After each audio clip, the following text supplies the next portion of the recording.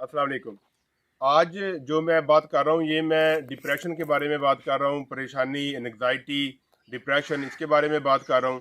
तो मूड का लगातार आपके मूड का ख़राब रहना, आपका अफसरदा रहना, परेशान रहना, अगर ये चीज़ आपको 10-15 दिन, 2 हफ्ते से ज़्यादा अगर आपके साथ हो रही है तो ये डिप्रेशन की अलामत हो सकती है।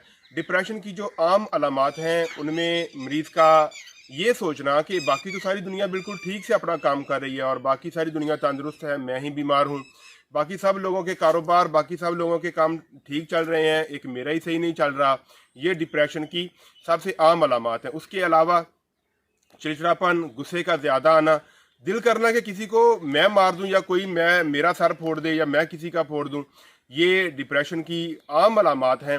और जब डिप्रेशन की जो शदीद अलामात हैं, यानी कि ये जब क्रॉनिक हो जाती है, बहुत पुरानी हो जाती है, तो उसमें यह है कि मरीज़ के जहन में ये ख्याल आता है कि मैं खुदकुशी कर लूँ, अपने आप को नुकसान पहुँचा लूँ, मैं मर जाऊँ।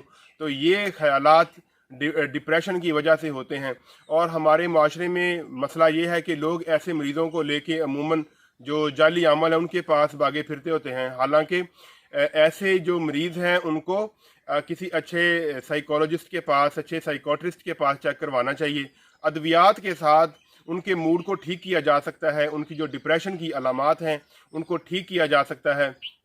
लिहाजा अगर आपके किसी भी प्यारे में, किसी दोस्त में, किसी भाई में इस तरह का कोई प्रॉब्लम होता है तो आप उसको किसी अच्छे साइकोट्रिस्ट को चेक करवाएं, साइकोलॉजिस्ट के साथ आप राब्ता करें। तो उम्मीद करूंगा कि आपको मेरी ये वीडियो भी पसंद आई होगी। आपका शुक्रिया।